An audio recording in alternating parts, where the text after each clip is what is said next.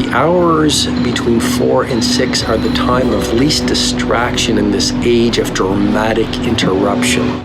You do any new habit, practice it for 66 days, and you will arrive at the place of automaticity.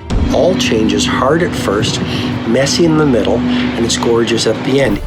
Want to be happy? Build a life, not just a business. Hey, it's Evan Carmichael, and this channel was created to help you overcome the #1 challenge that is holding you back, a lack of belief in yourself. You watch these videos because you know there's something more inside you too. You have Michael Jordan level talent at something. So today, let's live your best belief life and learn a simple morning routine that will change your life. Also, if you want to have more confidence, check out my 254 series. It's free. The link to join is in the description below. Stop resisting. I encourage you, stop resisting the natural flow of epic performance. Stop resisting the natural seasons of life. One of the real reasons we don't do the things that frighten us is because we are afraid of being judged. And so to become fearless, why not find some time every day to practice becoming fearless? There's a reason why the visionary founder of Starbucks, Howard Schultz, rises before the sun. There's a reason why Michelle Obama rises very early. There's a reason why Tim Cook, who's leading Apple, gets up before the dawn. First of all, the hours between 4 and 6 are the time of least distraction in this age of dramatic interruption. Number 2, the hours before the sun rises is the period where your brain is most available to your primary creativity. So while you're sleeping, your brain actually washes itself, but also it lets go of the residue of the previous day while you are resting and while you are recovering. When you wake up, your thinking is fresh, your creativity is most pristine, you are most available to access your gifts and your talents. So those are some of the reasons why I encourage you to get up early. You might say, Robin, well, I'm not an early riser. I can't put mind over mattress. I can't win the battle of the bed. Grandma never got up early. Dad couldn't get up early. I guess I'm not the kind of person who can rise before the sun. And what I would suggest to you is simply this.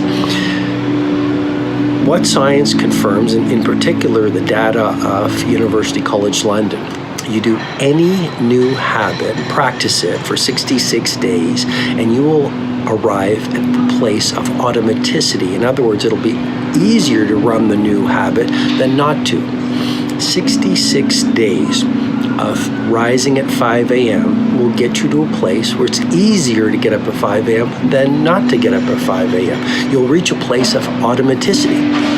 In my book, The 5 a.m. Club, I say all change is hard at first, and it's messy in the middle, and it's gorgeous at the end. I'll repeat that again because it's so important. All change is hard at first, messy in the middle, and it's gorgeous at the end. In the book, there's a chapter on the habit installation process that actually explains the 3 phases every habit goes through before you wire it into the place where it's automatic. Number 1, destruction. Number 2, integration, and number 3, implementation. Really important to remember them. So you can get up early. You can install habits. As a matter of fact, neuroplasticity, which is the phenomenon that speaks to the fact the brain is like a muscle. The more you flex it and push it, the more it's going to grow.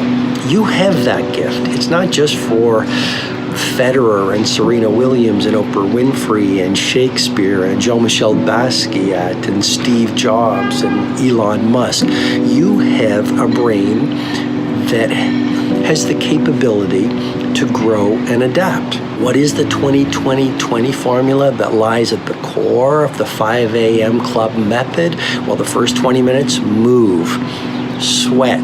You'll release BDNF, brain-derived neurotrophic factor, which will increase the neural connections of your brain, as well as repair brain cells damaged by stress, and also promote neurogenesis, which is the formation of new brain cells. I know this is a lot of information, but I want to give you great content in this video. Exercising for 20 minutes first thing in the morning from 5 to 5:20, the first part of the 20-20-20 formula. releases dopamine, which is the inspirational neurotransmitter. How valuable is that for your creativity and productivity for the rest of the day? Cortisol, the fear hormone, is highest first thing in the morning. Exercising will reduce it. Serotonin is released, so you'll feel happier. Now it's 5:20, you're full of energy, you've optimized your cognition, your focus is increasing. It's only 5:20, the rest of the world is asleep. Just imagine that advantage you already have. Second pocket of the 20-20-20 formula is all about reflection. We live in a world where people don't reflect anymore. A lot of people are busy being busy, but what's the point of being busy around the wrong things? So for 20 minutes from 5:20 to 5:40, you reflect, you pray or write in a journal, you meditate, you can visualize, you can script out a blueprint for a great day ahead, which habit researchers call a pre-commitment strategy, which actually increases your willpower and your ability to get your most important priorities done. Okay, now it's 5:40, from 5:40 to 6 o'clock. This is the final 20-minute pocket of the 20-20-20 formula. The first pocket was about move, the second is reflect, and the third is grow. I've coached billionaires and CEOs and NBA superstars and members of royalty for over 20 years. Here's what I've realized when I work with the best of the best. They love to learn. They love to grow. They don't see investing in yourself or investing in your skills or investing in your growth a cost. They think about the value received. I call it the 2x, 3x mindset, to double your income and your impact, triple your investment in two core areas, your personal mastery and your professional capability. So for 20 minutes, what do? You listen to a podcast, you review your journal notes, you read a book, you watch a valuable video, you just do something, you read an autobiography, you do something to grow your capacities and materialize more of the potential you have been born into. And now it's 6 o'clock. You've optimized your mindset, you've purified your heart set, you've calibrated your health set, you've escalated your soul set, you feel fundamentally different. In the 5 a.m. Club, there's another model called the 4 Habits of History Makers, and one of the elements is day stacking. The whole idea is simply this: get your mornings right. Your days are going to be fundamentally more energetic, creative, productive, and high impact. And a great week is nothing more than a series of great days, and a great month is the same thing, and a great quarter is just a series of well-lived weeks. And it just continues and it creates this upward spiral of success just by getting from 5 a.m. to 6 a.m. your victory hour to world class every morning. Consistency really is the mother of mastery, and own your morning. You're really going to elevate your life. Now I have a special bonus clip from Robin on how to aim for legendary that I think you're going to enjoy. But before that, question of the day, I want to know, what did you think of this video? Should we do more of these kind of standalone topics from one person on one topic? If you liked it, let me know. If you hated it and never want to see it again, let me know. Put it down in the comments below. And if you made it this far in the video, I want to celebrate you. Give me a hashtag believe in the comments as well. Nothing fails like success. You're successful, maybe it's in your health, maybe it's in your finances, maybe it's in your career, maybe it's in your family life, maybe it's in the way that you show up in the world. Awesome.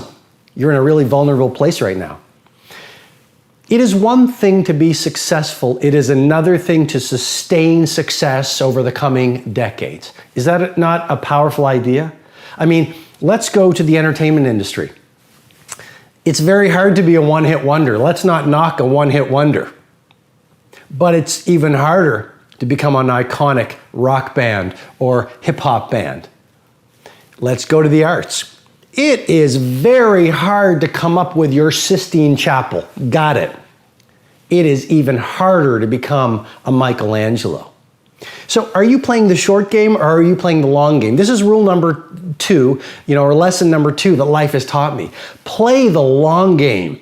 Aim for legendary. Don't just say, I want to be world class in my dominant pursuit for a little window of time. Say, I want to have the guts and the grit and the acumen and the mindset and the capability and the commitment to create enduring success. And that's why I say nothing fails like success. You look at the restaurant that is hot in your neighborhood right now. they're on the path to obsolescence if they're not really careful. Sure, they went from a little neighborhood shop that made beautiful pasta, that had great service, that had the owner on the floor, shaking your hand, getting to know your name.